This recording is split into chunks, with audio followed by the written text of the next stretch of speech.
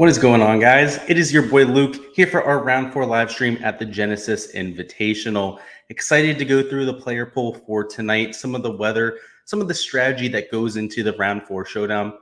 Of course, with the placement points in play, some of the guys that are way out in front, like a Joaquin Neiman and a Cameron Young, we're going to have to dig especially deep into those circumstances. And honestly, you can fade either one of them if you want to, but it's going to be hard to play both of them together and try and get leverage on the field. So we'll talk about that a little bit later on. Personally, I find myself playing Joaquin Neiman a little bit more than Cameron Young, but again, we'll touch on that a little bit later. Let's go ahead and start off with a little bit of a review of today's slate, what we saw from Saturday at the Genesis Invitational. And overall, it was the easiest round in tournament history, right? So it was very notable. You can see the scoring average was 1.72 strokes under par. That's just something that we don't see from the Genesis Invitational. Of course, Riviera Country Club. And of course, we thought yesterday it was going to get tougher. Everyone in the industry is like, all right, it's been a few rounds now. Finally going to see the teeth here that Riviera brings week in and week out. And that just hasn't happened to this point, right? It's still been relatively easy. That hailstorm, that little bit of rain that they got on Tuesday is clearly still having an impact. They're trying to make this place as firm as humanly possible. But because of that moisture, they're not running at nearly the speeds on the greens, that is, as they have in years past. Typically, they've been close to 13.5, 14 on the stimp meter, which is why this is such a true test of golf.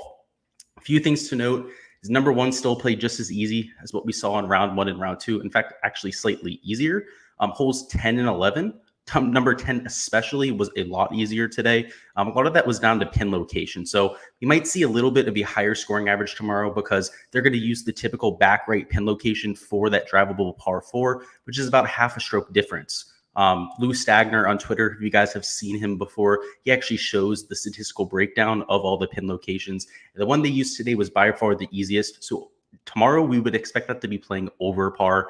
Number 11 as well is a very gettable pin location. It was back left, set up for all the people that can hit a draw, which should be about 80-90% of this field. There'll be a few guys that struggle with that type of movement. Maybe some of the lefties like a Bubba Watson. Maybe not Bubba Watson, that's not a good example, but some of the lefties might have some trouble getting in there. But a majority of the field, right, all the righties were able to take advantage of that. And number 17 also played significantly easier than what we saw the first 2 days. So I'm assuming a lot of it has to do with the pin location. We know with 10 and 11, it certainly was. Number 17 was a tough pin location, but they also played it at the up tees. So there was quite a bit going on with this golf course that made it played a lot easier than what we've seen in some of these other weeks. And of course, number one's always going to be easy. It's always going to be right around 0.7, 0.8 strokes under par, that type of thing. So that's something you can go ahead and see there. Let's go ahead and move over to the weather. The weather, just what we saw today. It's about 4 to 5 miles an hour in the morning. You can see right around 8 a.m. when they'll be teeing off. Going to be really calm, not dealing with much weather at all. Towards the afternoon, spices up a little bit, 7 to 8 miles an hour towards midday. And in the afternoon, 9 to 10 miles an hour. That means we might see some gusts of 15 to 20 miles an hour from time to time. Certainly not anything sustained. That's what we're getting here with the 9 to 10 miles an hour mark, which is going to at least add an extra variable into play. I mean, we saw that towards the afternoon. We head back over here to Data Golf. You'll see the morning and the afternoon, and there's not really a morning and afternoon wave on days like today, especially when they're doing threesomes off of both tees.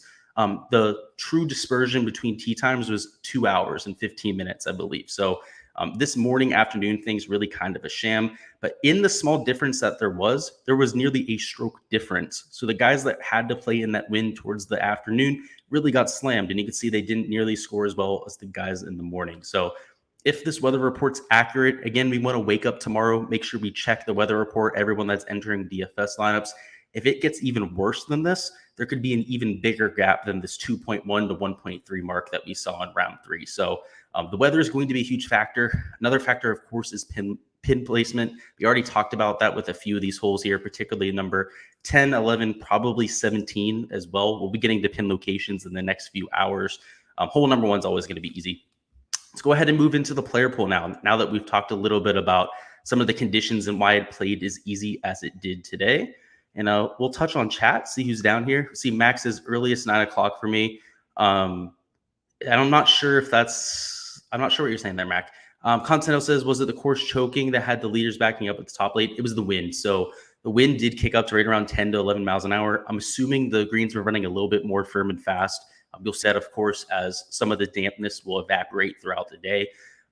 Some of that has to be choking as well, right? So I think there's something to be said there, but I think a lot of it was the course as well. And on Sunday, those two factors are only going to become more of a factor, right? You're going to see people choking more on Sunday, right? That's that Sunday pressure. And of course, as this course gets more and more firm, they use more difficult pin locations. You're going to see some guys crumble tomorrow, that's for sure. Let's go ahead and top into the player pool, though. We have a huge dispersion. We have guys that are near 16 to 11, 12 under par. I think guys like Jon Rahm that are just 1 under par that we can pretty much completely exclude from our player pool. The only time you'd want to be taking a chance on somebody like a Jon Rahm, Patrick Cantlay for the matter, Hideki Matsuyama that are well out of contention is if you're in a large field contest, so 20, 30,000 entries, the $100 to $200,000 to first contest, and you're hoping he shoots 9 or 10 under par, which is a 0.1 percentile type of performance, maybe 1 percentile for somebody like a Jon Rahm. Not going to happen very often. So unless you're willing to take that shot, unless you're entering 150 lineups, he's nothing more than a dart play. I would characterize Patrick Cantlay in the same category. A few other people down here, of course, like a Hideki. You could say Cameron Smith would be in that same category. Especially guys like a Sungjae Im, Tony Finau, and especially a lot of the guys at the bottom of the board. So that's why a lot of guys are excluded from my player pool. Typically, I'm playing out of about 75 players. I'll be playing right around 15 to 20 players on most Showdown slates. For this slate, it's closer to 15, so a little bit less than what we're used to seeing. The first guy I want to highlight here is Justin Thomas, who, of course, probably won't win this golf tournament. It's most likely going to be Joaquin Niemann. Data Golf has him winning this about 70, 80% of the time. It was fluctuating quite heavily towards the end as he got himself into a little bit of trouble. But at 12 under par, he's somebody who's certainly very likely to finish in second place. We're going to talk about Cameron Young a little bit later, but he looked very shaky today, whether it was on the greens, around the green, even his iron play that was stellar in round 1 and round 2 pretty much completely escaped him. The fact that he got out there and scored the way that he did was pretty much a miracle. I mean, he made some pretty nice putts. That's really why he kept the round together. It didn't look all that bad. Before round 4 Showdown, where that pressure is only going to get amped up, that's concerning, right? And that's going to be why we're fading Cameron Young. We'll get to that a little bit later on. But some of these guys like a Justin Thomas that are in that prime position to pounce are going to be the people that I'm looking to target. Guys like a Colin Morikawa that the shots gained metrics still don't look all that great for. He did have a little bit of a resurgence towards the second 9. He had some good wedge shots, made a bunch of 10 to 15 footers to get himself to 11 under par. But in round 1, round 2, really was gaining a majority of his strokes around the green, also with the putter. And today wasn't elite by any means. Whereas guys like a Justin Thomas, you go down to somebody like a Rory McIlroy, for example, he had his best day ball striking by far on Saturday. Also made his fair share of putts. That's why he vaulted himself up the leaderboard there a little bit, made his fair amount of birdies. I'd much rather go to the guys that have shown it at this golf tournament, shown that ball striking prowess, than somebody like a Colin Morikawa where it's a little bit more speculative. So speaking of that, of course, Rory McIlroy is in the player pool. Same thing with Victor Hovland, who, of course, is in 3rd place at this point. The around the green game could be a little bit worrisome, particularly on Sunday. But if anybody's going to run down the leader, shoot something like 7, 8 under par, it's going to be Victor Hovland, who's been on absolute fire with the flat stick. The approach play has been very, very solid. I mean, not putting himself in much trouble at all. That's why he's there at 13 under par. If he was missing greens here, I mean, guys, he would be over par. He probably misses the cut. But if he has his sharp stuff, I said this at the beginning of the week, he was a fade for me. But if he wasn't missing greens, if he has his best stuff, he has that ceiling performance in him. And that's what we're seeing from a Victor Hovland right now. So he does have a huge, huge range of outcomes. I mean, this guy could go out there and shoot 4 or 5 over par tomorrow. It would not surprise me. But at the same time, because of the type of game that he has that is so reliant on that iron play, he always has these ceiling rounds in him, like we saw today. So that's why we played him today in our Showdown lineups. We'll be doing it again once again tomorrow. Guys like a Scotty Scheffler, guys like a Xander Schauffele are just people that opportunity cost, right? I just can't get to them. I like guys like a Justin Thomas a lot more. Of course, these two guys that we just talked about are priorities for me in my player pool. And because you're looking at right around 36% on a Justin Thomas, I'm using him in about 75% of my lineups. Down here with a Rory McIlroy and Victor Hovland, you're looking at around 30, probably closer to 15% for Rory McIlroy when it's all said and done. That's going to be at least 1 slot in all my lineups, if not 1.5. So These type of players, they're just not likely going to be guys that I have leverage on. I'll probably have right around 10% of a Xander Schauffele, right around 10% of somebody like a Scotty Scheffler.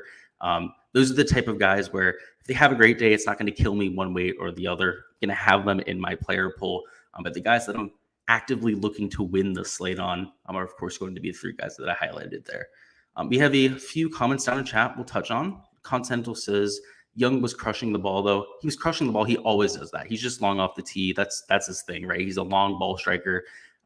The approach play wasn't very precise, though, right? So that's the issue. If they make these pin locations a little bit more difficult, he may struggle a little bit here on Sunday. And Tom says, how's this lineup? He has Justin Thomas, Victor Hovland, Jason Kokrak, Mito, who I love a whole lot, Joaquin, who we're going to talk about Joaquin. I think he needs to be in all of your lineups in Maverick. I think that's extremely reasonable. I do think it might be a little bit chalky. But because you're using somebody like a Mito that's at 7 under, Maverick at 10 under, Jason Kokrak, what is he, 7 or 8 under par, something like that. Even if it's duplicated, so be it, right? You would end up chopping with like 1 or 2 people at max. If you're in a single entry type of contest, even better. Overall, though, I really like that lineup. All right, let's continue, guys. A little bit further down the board, it's a lot of people that are out of position, like Hideki Matsuyama, Cameron Smith. Jordan Spieth really looked like he lost the approach play today. The off the tee play wasn't there either. He was putting himself out of position. And unlike round 1 and round 2, he wasn't able to make up for it. He wasn't able to hit those magical approach shots from the woods, underneath branches, that type of thing. And that's concerning. Will Zalatoris didn't have the ceiling day I was looking for, but he always has that in him. So you can see, just like Scotty Scheffler, Xander Schauffele, he will be in the player pool, but he's not going to make or break our lineups one way or the other. Max Homa down here at $8,500. He's at a good spot of the leaderboard. If he goes out there and has a 4 or 5 under round, something respectable, could put himself in a really good position in terms of the placement points. So you can see in terms of projection, absolutely loves him, right? Having projected for over 50 fantasy points. In terms of his putting up Hoa, who's always been good here on the West Coast. He'll be chalky, but it's not going to be anything too crazy. So I'll be willing to get there. Mark Leishman, same spot of the leaderboard there at 10 under par. Very similar player in terms of his aggressiveness. No stranger of going out there and putting up a ceiling round. And again, if he does that, he's going to be in the top 5, which is what we're looking for on Sunday Showdown. Joaquin Niemann's going to be over 50% owned. This actually might be a little bit conservative here at 52.8%. Could even come closer to 60, 65% in some of these smaller field tournaments, especially some of the higher dollar stuff. The more you're paying to enter some of these lineups, the sharper some of these players are, the more you're going to see Joaquin Niemann owned. So make sure you keep that in mind. I don't hate the play by any means, though. Projected for the highest amount of points of anybody in this range on the slates. Again, not even close. He's a solid 15 to 20 points higher than everyone else. And even with the guys at the top of the board, only Justin Thomas is projected for more points, and Colin Morikawa was the only guy who's really even close to him in terms of projection. So I guess Victor Hovland as well, but he's a really solid play. We faded him for the first 3 rounds, but even if he goes out there and just shoots like 1, 2 under par tomorrow, that's going to be enough to be optimal in Showdown with the placement points. So keep that in mind. It's not like this golf course is Kapalua, where guys are taking it to 7, 8 under par, and if he chokes on Sunday, only shoots 1 or 2 under par, that might not be enough. That's going to be enough at this type of golf tournament. A little bit further down the board should be a N. No, it shouldn't. That's Jason Kokrak. He's one of my favorite plays. I see, yeah, the U's next to the Y. Must have misclicked when I was editing my player pool there. But Jason Kokrak and Paul Casey, great plays. You can see they're also going to be relatively high owned. They're starting at 8 under par, so they're not going to be nearly as chalky as some of these guys that are at 10, 11 under par, where you're seeing like 28 to 30% ownership. So if you're looking for a little bit of leverage, but guys that are in the very similar type of circumstance where they can go out there, vault themselves up the leaderboard, shoot 7, 8 under par, get into the top 5. That's Jason Kokrak and Paul Casey. And what I like about these 2 players' games specifically, so if you're in the betting market, if you're just a fan, that type of thing, what makes them exciting week in and week out is their approach play and their off the tee play. When they're on their best stuff, they're capable of gaining 6, 7 strokes to the field. I mean, especially Paul Casey. I mean, the guy, when he's on fire with that iron play, particularly that wedge play, there's no better in the world. I mean, he's the best iron player in the world when he's on his best stuff. So I do like going to both those players that are highly volatile, also potentially a little bit high risk, right? So if you're in a cash contest, maybe don't play those type of players. Go to the people that are not at 8 under par, that are closer to 10, 11 under par. that are a little bit safer for you. See, Wesley's down in chat, says, no comment about DFS, just enjoy this tournament in your content. Hey, I appreciate you stopping by, Wesley. Hopefully you're having a solid Saturday night. Sunday is going to be fun tomorrow. I mean, I expect Joaquin Niemann to struggle just a little bit, and I think somebody in that 12 to 10 under range is going to make the charge. Somebody's going to put 8, 9 under par up tomorrow and make Joaquin Niemann, at least make him sweat a little bit there. I don't think he's going to take Joaquin Niemann down. I mean, the guy's just been an absolute machine to this point, but let's hope for at least a little bit of an afternoon sweat. I think everyone watching would enjoy that. Let's move a little bit further down the board. We talked about Kokrak and Casey. Alex Noren's just not my favorite type of player. He does it more with the putting than he does the ball striking. So I question his upside. Cameron Tringale, he's always going out there shooting 7, 8 under par one of these rounds, usually about once a month, that type of thing. I do not like the guy. He's one of my least favorite tour players, but I'm willing to roster him in these showdowns as always. Maverick McNealy is in a great spot of the leaderboard. They're at 10 under par. The modeling loves him. You can see him there at 13 in terms of Riviera fit, 14 in terms of total model ranking. The shots game POA numbers are always really solid for Maverick McNealy. And anytime we get on the West Coast, guys, you just play Maverick McNealy. The guy's going to grade out well. Again, he was like $9,800 a few weeks ago. He was also 25% owned. That was a completely different story. But now that he's back in that value range to where we're used to seeing him, and of course, he's garnering a fair amount of ownership because of his position on the leaderboard. But I don't think you need to fade him. He could very well go out there and have a really solid round. Robert McIntyre fits that same type of bill, a little bit farther back. Also a little bit cheaper and a very similar type of pedigree with player. EVR, we saw the type of bounce back that he's capable of. We went from 3 over par on Thursday to shooting 6 under par on Friday. Followed it up with a solid, respectable round. Perhaps he looks very similar to what he did on Friday and goes and shoots 5, 6 under par again. So I like the price tag. He's not really at a part of the leaderboard where he can make a difference in terms of his placement points. I mean, at most, you're probably looking at a 6 to 7 point swing with those placement points. But in terms of birdies, he could certainly get there for you. Let's take a little break and touch on some of the comments down in chat. Alibro, I thought the same thing yesterday, so we'll touch on this. And I think it's really funny that you noticed this too.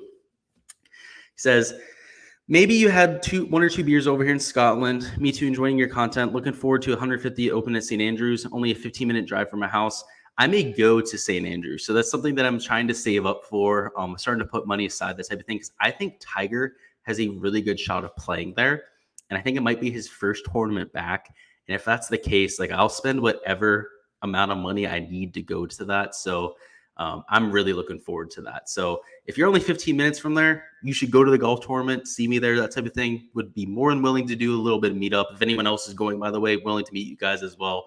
But one thing with Scotland is you've seen a couple guys from Scotland, particularly guys like Russell Knox, Robert McIntyre, that have played well at this golf tournament. So maybe there's something to be said here. I mean, they're going to play well at the Masters. We've seen that at Augusta National. Some of these Scottish guys play well.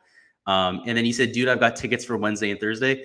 Yeah, dude, if I end up pulling the trigger on that, which I need to do it before Tiger were to announce him playing, because if it happens, he's going to skyrocket the prices for everything over there. Absolutely, that would be really cool. All right, let's move down the leaderboard there. And guys, there's actually not that many other people to talk about. So we're going to do a lot of strategy talk. That's what a majority of this live stream is going to be, because you can see there's not that many guys that I'm willing to roster here, particularly down here in the lower 7K or even in the 6K range. So one guy I'm willing to roster here is going to be KH Lee. Like the position on the leaderboard, 7 under par, it's nothing special. But if you're in that 6 to 7 range, you at the least have a shot to get in the top 10, top 15, maybe even the top 5 if you post something really special out there. KH Lee's a really aggressive player, really solid with the ball striking. So I think you could do a whole lot worse than KH Lee. Let's talk about Cameron Young. We didn't talk about a lot of fades in this range because a lot of guys are pretty low owned, right? It's just guys in that 5 to 7% range that probably don't want to play anyways. But a notable fade is going to be Cameron Young. He's $7,100. It makes a lot of sense in terms of price tag, but from a pure game theory perspective, I will be fading him here. He's somebody who, again, looked really shaky. He's there at 16 under par. I mean, he's getting up there close to the lead, right? But I wouldn't be surprised if he went out there and shot 3-4 over par tomorrow. And if that's the case, he could easily move himself out of that optimal lineup. In fact, for Cameron Young, I did run a little bit of a sim before we got on the stream here. For him to end up in the optimal lineup more than 50% of the time, which for somebody at the top of the leaderboard, that's usually what I use for their metric, right? Somebody at the bottom of the leaderboard that's starting at like 1-2 under par. If they have like a 7 to 8% optimal rate, that'd be awesome, right? That's because they would be modeling well for the golf course, somebody with a really high ceiling, that type of thing. Whereas Cameron Young, his top 50th percentile type of performance, he has to shoot 3 under par. So that's something that is gettable, right? It's more than doable. But in terms of my projection, I have him projected for 1.6 shots under par. So that's nowhere near to where he's going to need to be optimal, which in terms of your percentage chance of getting there, you're looking at less than a 30-40% chance. So if he's going to be owned in 40-50% of lineups, perhaps even more, again, in the higher dollar stuff, guys like a Cameron Young, Joaquin Niemann are going to be even more chalky. There's a very good argument to be made to fade him, right? Because the percentage chance that he ends up in that lineup is less than where the field is owning him at.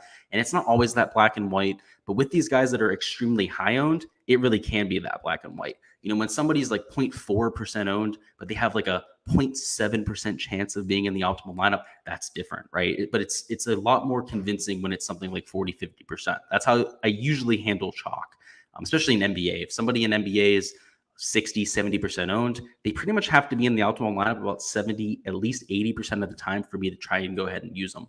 For round 4 showdown, you get some wacky ownership numbers, and we start to have to kind of treat it like an NBA slate. I mean, it's kind of hard to say, but that game theory becomes a much bigger part of the portion here on Sunday. So that's why we're going to be fading them there. Much rather go to guys like Sebastian Munoz, who, of course, aren't at the same part of the leaderboard. Also, in terms of median projection, I only have him projected for 2.4 shots under par, whereas Cameron Young, again, 1.6. So it's not like he's drastically better projected than somebody like a Cameron Young, but Sebastian Munoz has true 8-9 under par upside. I mean, this guy's an absolute madman, one of the most aggressive players on the PGA Tour. And if he were to shoot 8 under par tomorrow and Cameron Young 1-2 under par, he finishes in like 4th to 5th place, that type of thing, Munoz is going to outscore him and pretty significantly. So that's why I try to make those type of pivots, I guess you would call them, here for DFS. And why he's in my player pool. Taylor Moore, I'm also going to have in a few lineups. He's not one of my favorite pivots in that range. Mito Pereira is, though. We talked about him going into the week. He's looked excellent here at Riviera.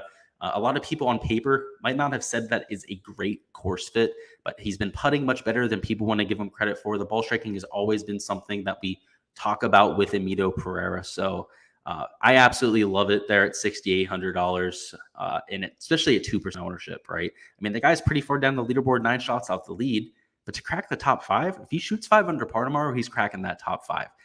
At the very least, the top 10, right? Let's say scoring conditions really easy. He'd still end up cracking the top 10 there, which makes him one of my favorite plays.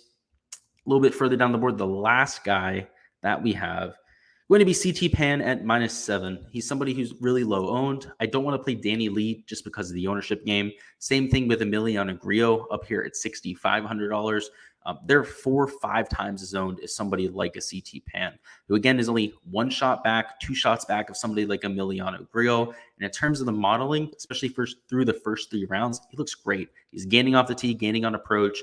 The putter hasn't been quite as hot as some of the other people that are 7 to 8 under par. So if he can turn that around, could post something really special. So I like the price tag at $6,300. If you want to play Danny Lee down here because he's $6,100, you need to fit in an extra stud into a lineup, that type of thing. I don't hate it. Emiliano Grillo, I do question his upside because of the putter. You can see on Poanua losing nearly a stroke per round, and that's a large sample size for Grillo. He's already one of the worst putters on tour, but you put him on Poanua, he becomes complete dog shit. So I'm not somebody that'll be playing a showdown for that reason. I just question his upside to make those birdies. Now that we've gone through the player pool, let's go ahead and touch on some strategy, because this is going to be the most important part of this video, because anytime you have round 4 showdown, these placement points in play, making lineups gets a little bit more difficult. So at the top of the board, we're going to start off with a little bit of a GPP lineup, and I always love to sort this by position, right? Guys that are at the top of the leaderboard, it gives us an idea first off of ownership, but also just of the inherent points that they're going to have. We want to lock in as many as possible, but also try to keep our lineup as low owned as possible and as leveraged to the field as possible. So the guy up top that I'm really looking at, of course, Justin Thomas. I think he's going to vault himself up this leaderboard, shoot 5-6 under par tomorrow. I don't think he wins this thing, but I do think that he's easily a top 3 scorer on the slate. Another guy that I'm trying to lock into these lineups is either going to be a Victor Hovland or trying to go down a little bit cheaper to somebody like a Max Homa or a Xander Schauffele. I'm going to try and be a little bit more balanced with this GPP build. We're going to do a balanced GPP build, and then we're going to do a studs and duds approach. So to give you an idea of how I'm doing those type of lineups, but let's start with the balanced build. Let's go ahead and take a Max Homa. Mark Leishman there, $8,300, leaves us plenty of salary left. On the top of the board, Joaquin Niemann's a lock, right? We probably could have clicked his name first, as we were saying a little bit before, and that leaves us with $7,400 remaining. Now, a ton of people are just going to click in Cameron Young, right? And that's really going to lock you into playing people like a Maverick Mcnealy, who's starting there at 10 under par. You could go a little bit further down the board, go to guys like a McIntyre, a Cage Lee. These are going to be the chalky options in this type of a build. But imagine this lineup, if we took Maverick Mcnealy, would probably be duped with 20 to 30 lineups at the very least, particularly in the large field tournament. And even in single entries, I would imagine that a lineup that looks like this, if we add McNealy in there, would be duplicated a ton. In cash, we may actually cycle back and have a very similar lineup for our cash lineup, but this is not what I'm looking to do in a large field GPP. So that's why we're fading Cameron Young. It kind of funnels you into a similar build with other people. What we can do instead, right, is take a little bit more of a balanced approach, right? Spend up to the middle 7K range. McNealy, he's not somebody that I think you need to fade, but if you go ahead and take McNealy still, you sure as crap can't take Cameron Young, right? We got to go ahead and differentiate. If you're going to leave $800 on the table, I don't hate the idea of taking Emiliano Grillo. Of course, guys that I think have a little bit more scoring upside would be a Robert McIntyre, Sebastian Munoz, as we said before, very much so a madman, capable of getting to 7-8 under par. So this right here, we're leaving just a little bit of salary on the table. We're taking somebody like a Munoz who should be relatively low owned. This is the type of lineup that I'm looking for in GPPs. And this would probably be the chalkiest lineup that I'm even willing to build. More than likely, I'm trying to actually get somebody that's a little bit lower owned than Munoz. McIntyre would probably be even a better idea. So this is the type of lineup that I'm looking at if I'm taking more of a balanced type of build. Now let's go ahead and take a look at what it would look like if you're going ahead with a studs and duds approach. The only quote-unquote non-stud or dud that we're taking is, of course, going to be Joaquin Niemann, who I do think you need to try and lock in for those points up top. But for the studs and duds approach, let's go ahead and take Justin Thomas, and let's go ahead and just make it. We could make it, let's just do Hovland because it's a little bit more expensive to go and take somebody like a Xander Schauffele. That puts us, actually, it's fine. Let's use the salary. Let's go ahead and show you some of the guys down low that I'd like going to. So taking 3 of these guys that are extremely expensive does kind of handicap us, but it's still going to be doable, as you'll see here. Perhaps we might even be able to take a Victor Hovland. Yeah, let's go ahead and fully stretch this out. This is going to be the full studs and duds lineup. So there's 3 studs up top that are in pretty good position on the leaderboard. Also taking a Joaquin Niemann. You're going to have to save some salary, right? So the most expensive guy, the highest guy in the leaderboard you could even consider taking would be a Emiliano Grillo, but he's going to be by far the chalkiest option. If you're going to take anybody that's chalky, I'd say go to Danny Lee, because you're looking at about 2 to 5% less ownership than Emiliano Grillo, and he also gives you a lot more salary flexibility. So we're going to go ahead and plug in a Danny Lee. We could finish off with a Grillo, but again, that would be taking all chalky players. And we're assuming this is for a large field GPP. So we don't want to duplicate ourselves. We also want to try and get some leverage on the field. So a clear pivot. And as I said before, I love CT Pan on the slate because he's going to be sub 5% owned. He's starting at a decent spot of the leaderboard, just one shot back of somebody like a Xander Schauffele or, of course, a Danny Lee. This would be a great studs and duds type of approach, right? Where you're taking 2 of these guys down low. They're still at least at a good spot on the leaderboard, but they're not the mega chalky options like a Cameron Young, for example. So that would be the other type of GPP build that I'm looking at. And of course, you can sub in the studs that you like, sub in some of those guys down low that you like as well.